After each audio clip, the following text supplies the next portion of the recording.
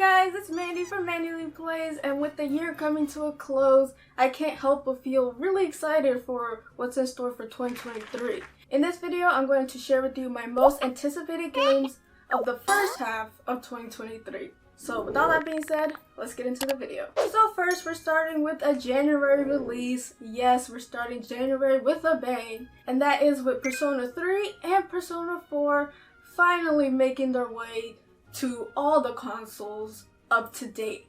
Thank you, Atlas.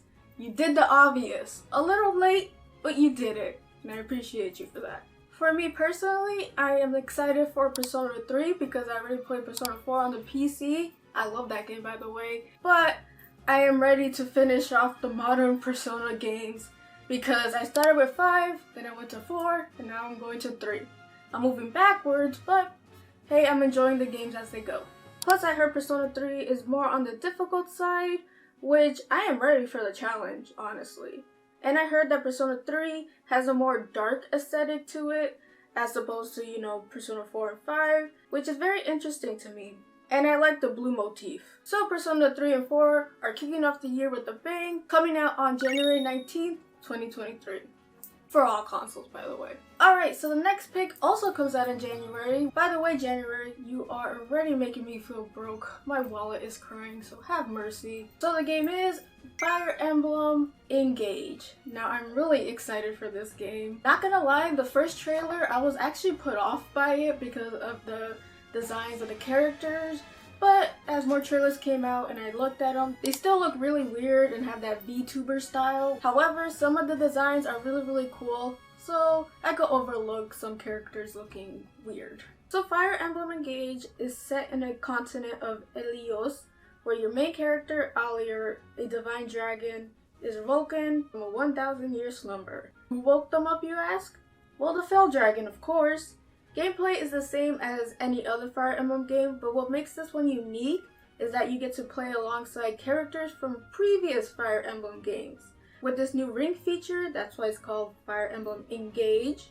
Also, some people, including me, feel like this game is going back to its roots after Three Houses because it takes a more linear approach to the story.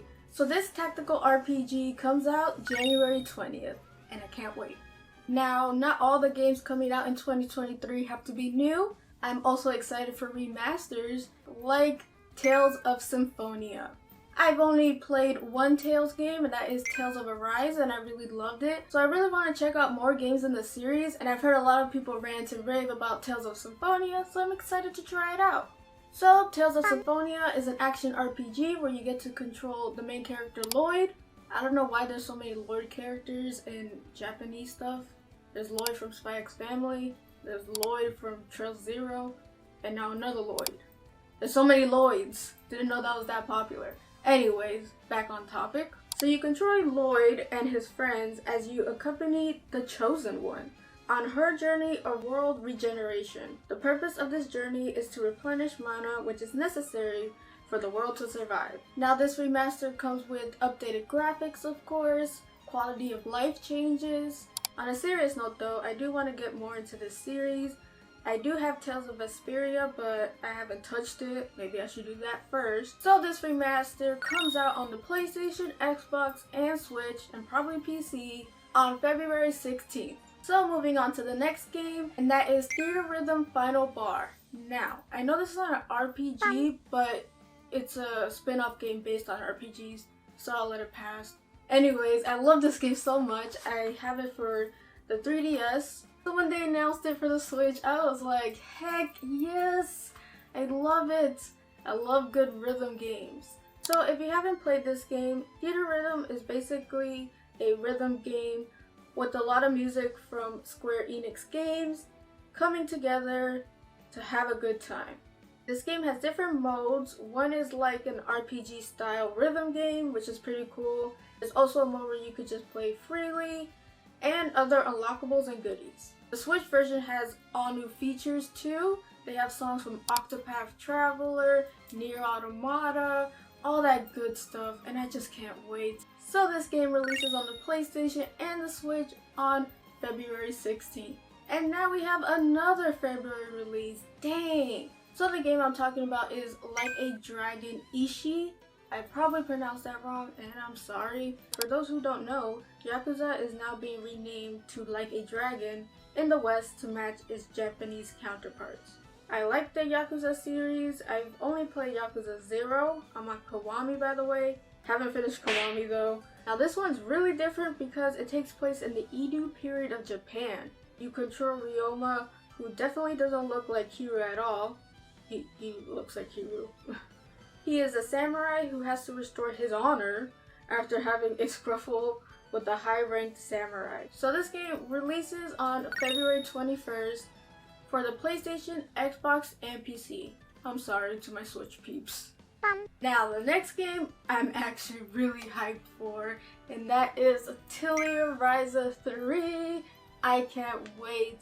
I'm so excited, like, I'm really excited. So Koei Tecmo, please hit me up. I will gladly show for this game because I love it.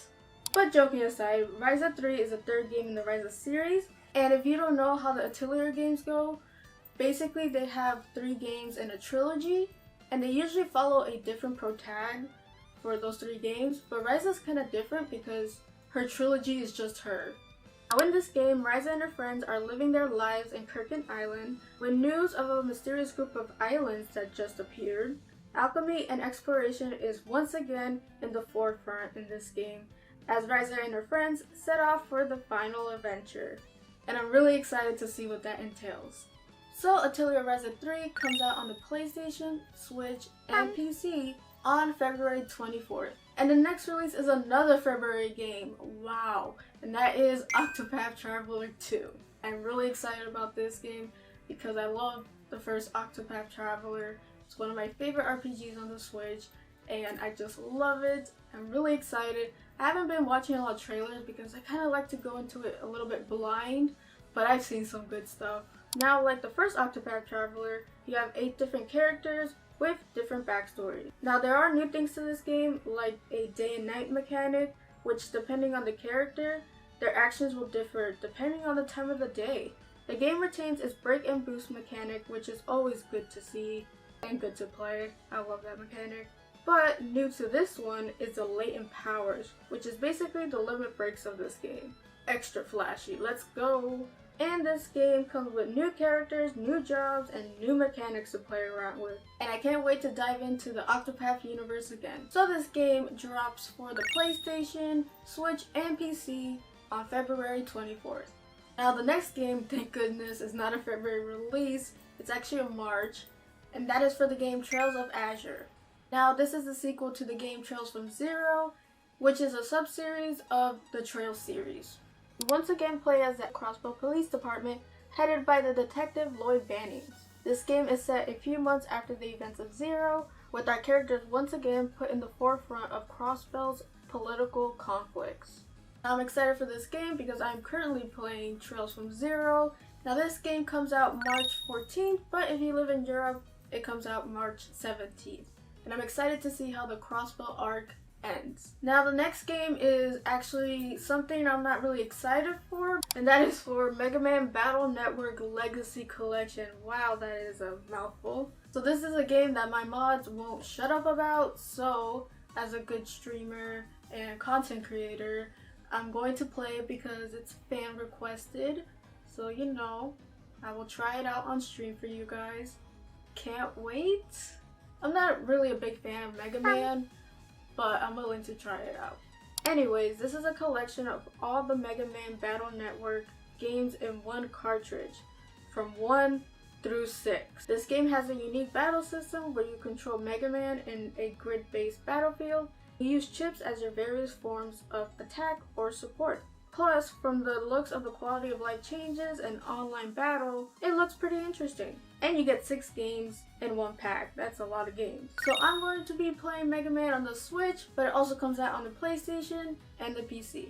Now the next game is Final Fantasy 16. We are finally progressing in the mainline games, and I'm excited for it. There's a lot of aspects that look interesting. The Moogles look so fluffy. Like, I want to give one a squeeze. It's so fluffy looking.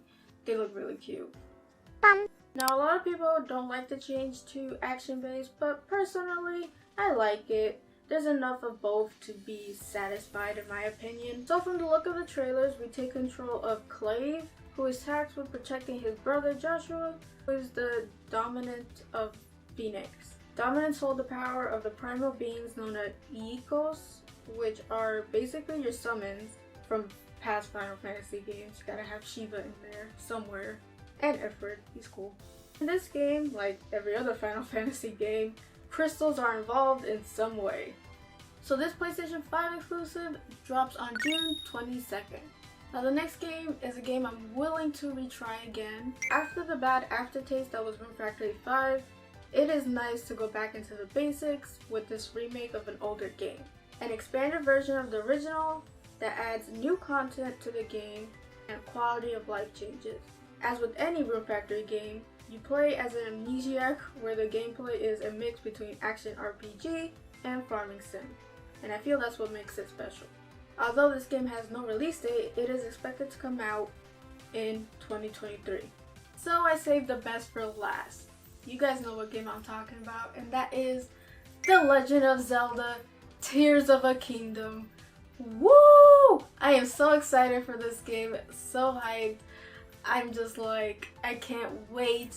Now, I don't know if they're doing a OLED exclusive Tears of a Kingdom version. I hope they are. But back to the game. This is my most anticipated game of the year because it's the sequel to Breath of the Wild, an already perfect game that I just love. I know it's my Zelda bias peeking out, but I just love Zelda a lot. Even though I love this game a lot and I'm really excited, I feel really limited talking about what the game is actually about. I can't really explain it because Nintendo hasn't released that much trailers to kind of get a gist of what the story is about, but I'm still excited. All we have now are speculations and theories, but from the looks of it, it looks like another great adventure. And it's coming out worldwide May 12th for the Nintendo Switch. I'm so excited for it. Yay! Alright, so that is it for the games that I'm looking forward to in 2023, for the first half at least.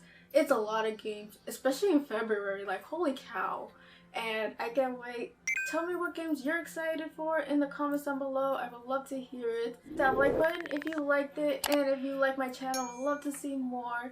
Please hit that subscribe button. You'll find my socials in the description. I hope you guys have a beautiful rest of the day, and as always, play a good game. Peace, peace.